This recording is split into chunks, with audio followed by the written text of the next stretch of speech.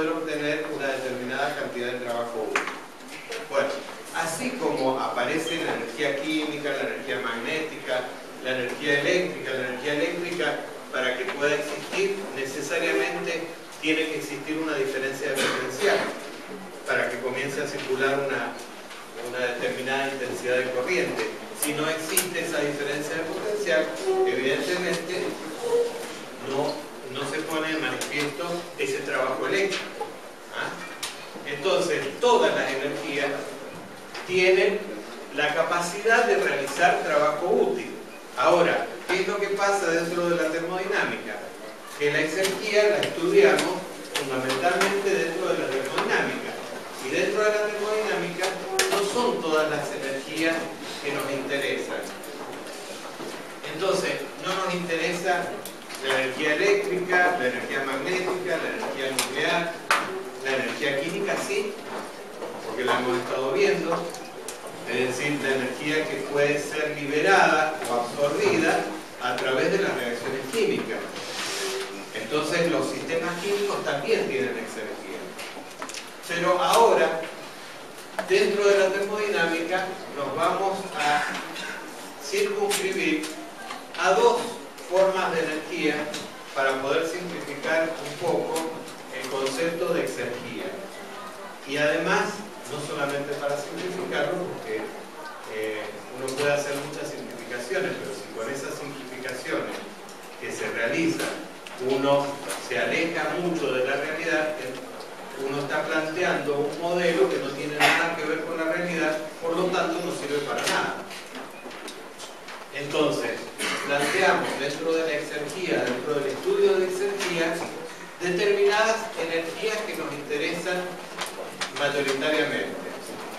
Y esas energías son los desequilibrios debidos a las temperaturas, es decir, la exergía proveniente de la energía térmica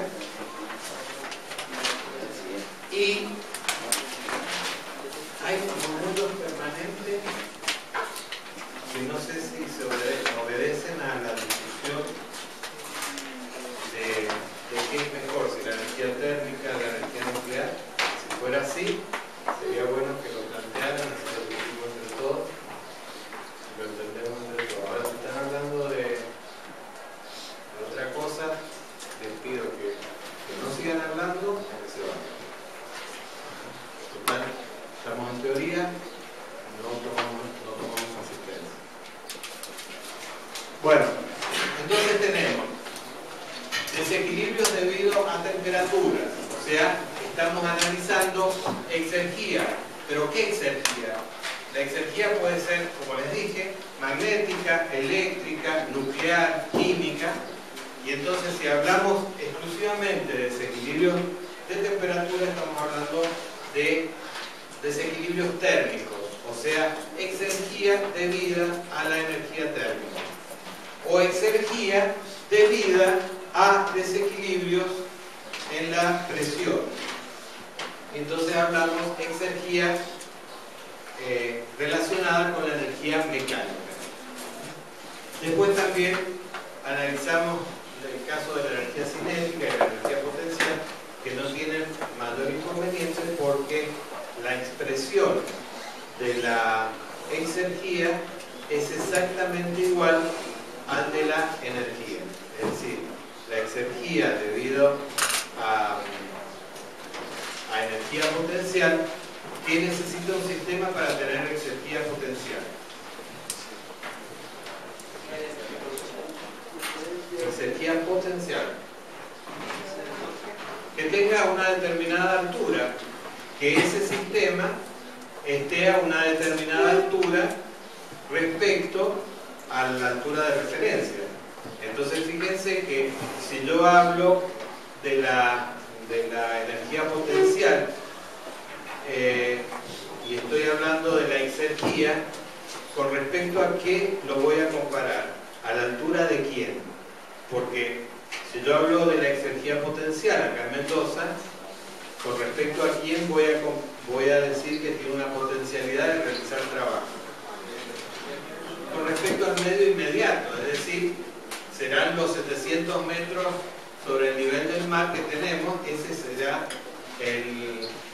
la altura de referencia con la cual compararemos ese sistema. Y si ese sistema se encuentra a los 700 metros, evidentemente podríamos decir que la exergía potencial es cero. Entonces, por eso, si yo lo comparo con Mar del Plata, voy a tener mucho más exergía, pero en realidad, para un sistema que se encuentra a la misma altura, por eso es que justamente depende del medio inmediato que nos rodea ese sistema. La energía cinética directamente lo comparamos con un estado de referencia cero, de velocidad cero, es decir, cuando la potencialidad que tiene un flujo en movimiento, puede ser aire, puede ser agua, voy a decir que el estado exergético relacionado con la energía cinética va a ser cero cuando la velocidad de ese fluido sea cero. Por eso les decía que la forma de transformar todo el caudal de aire que pasa a través de un aerogenerador es considerar, para decir que la exergía es igual a la energía cinética, la forma de decirlo es que justamente detrás del aerogenerador la velocidad del aire sería cero. Entonces toda la capacidad de producir trabajo está dada y está absorbida por ese aerogenerador. Si queda aire con una determinada velocidad detrás del aerogenerador, evidentemente el trabajo útil que se estaría produciendo no sería exactamente igual a la energía cinética disponible. Entonces, cuando... Profesor, en ese caso sería energía, es aire, ¿cómo sería la reversibilidad de... ¿Cuál? El aire que cada vez lo que pasa. Lo que pasa es que ahí yo estoy evaluando la exergía en determinadas condiciones. Cuando yo evalúo la exergía, es la máxima capacidad de realizar un trabajo útil. Te explico acá. Por ejemplo, así como puede quedar una velocidad de aire detrás del aerogenerador que no aproveché, en esta máquina térmica que yo estoy interponiendo para poder aprovechar ese yacimiento térmico de aguas termales, yo podría ponerlo no con la temperatura del medio ambiente, sino con una temperatura un poco superior. ¿Y qué estaría pasando? Si yo, en lugar de tomar el desequilibrio con el medio que lo rodea, tomo un desequilibrio pero con otra temperatura diferente a la del medio que estaría por encima del medio ambiente. ¿Qué pasa? No hay exergía. Y ese es el concepto que quiero que quede claro. Es decir, va a ser exergía en la medida que yo utilice una máquina térmica y en la medida que yo use el máximo salto disponible. Por eso es una propiedad que me da una referencia, es lo máximo que yo puedo obtener. Si yo hago trabajar esta máquina entre la misma temperatura del yacimiento y otra temperatura que está por encima del medio ambiente, esta máquina no me va a entregar todo el trabajo útil que podría entregarme. Entonces no va a ser la exergía, va a ser un trabajo útil máximo, pero no va a ser el máximo. En el caso del aerogenerador pasa exactamente lo mismo, es decir, si queda un resto de aire con una determinada velocidad atrás del aerogenerador, significa que yo estoy utilizando no toda la potencialidad que tiene ese caudal de aire que pasa a través del aerogenerador, sino que estoy utilizando solamente una parte. Y eso no es exergía. Entonces, por eso es que, ¿por qué? Porque todavía ese aire, si yo le calculo la exergía, tendría, atrás del aerogenerador, tendría todavía una capacidad de seguir realizando un trabajo útil. En cambio, cuando yo estoy hablando que la exergía es cero, Es decir, es porque ha entregado toda la potencialidad para producir un trabajo útil. De esa manera, las propiedades que me interesan de ese sistema van a estar en equilibrio con el medio. Digo las propiedades que me interesan respecto del medio porque estoy enumerando solo algunas. Estoy enumerando velocidad, estoy enumerando altura, estoy definiendo presión y temperatura. ¿Y el resto qué pasa? El resto no lo considero, porque voy a considerar solamente la potencialidad que me brindan esas energías para evaluarlo, para evaluar esa propiedad, esa energía desde el punto de vista de la termodinámica.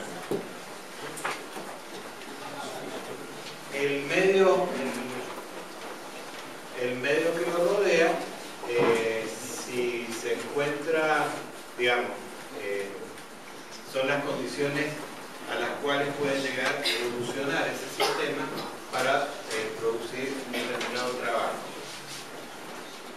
Obviamente, ese medio se llama estado muerto, se define como estado muerto, porque obviamente si el sistema se encuentra en las mismas condiciones que ese medio que lo rodea, evidentemente no tiene ninguna capacidad de realizar ningún trabajo ese sistema y por eso sería un estado muerto.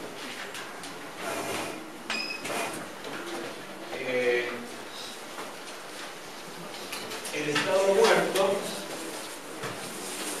puede ser definido a través de algunas propiedades, como por ejemplo decir que la presión del medio es una atmósfera o que la temperatura del medio es 25 grados, pero no siempre es así, como les decía. Es decir, la potencialidad del mismo sistema en el mismo estado de equilibrio en una zona tiene una potencialidad totalmente diferente a ese mismo sistema en otra zona con condiciones de medio diferentes. Entonces, generalmente, obviamente, que tiene que haber alguna concordancia en cuanto a alguna convención, porque no podríamos definir nunca la exergia de ningún sistema, porque las condiciones del medio estarían variando permanentemente. Si decimos, bueno, las condiciones del medio es la temperatura exterior, pero esa temperatura exterior varía hora a hora durante todo el día y varía mes a mes durante las estaciones del año. Entonces, evidentemente, tenemos que tener alguna convención como para fijar una temperatura media, podría ser una temperatura media anual y una presión media también anual, que la podríamos estar calculando como condiciones de ese estado muerto. Bueno, acá tenemos dos situaciones de exergia cinética y lo que sería aquello, ¿qué sería? Exergia térmica. ¿Y quién la tiene esa exergia térmica? ¿Y quién es el combustible? Una madera. O sea, que la madera, se dan cuenta, tendría, digamos, ahí la podríamos tomar desde dos puntos de vista. La madera, cuando se está quemando, que alcanza una determinada temperatura, y podríamos decir que esa sería una exergia térmica. Pero si lo analizamos desde el punto de vista de la capacidad que tiene de realizar trabajo, podríamos estar diciendo de la madera misma, en sí misma. Y ahí la madera la estaríamos utilizando, la estaríamos analizando desde un punto de vista como combustible. Entonces, la madera sería el combustible y la madera tendría una exergia química. Entonces, dentro de lo que es la termodinámica, vamos a analizar específicamente la exergia termomecánica.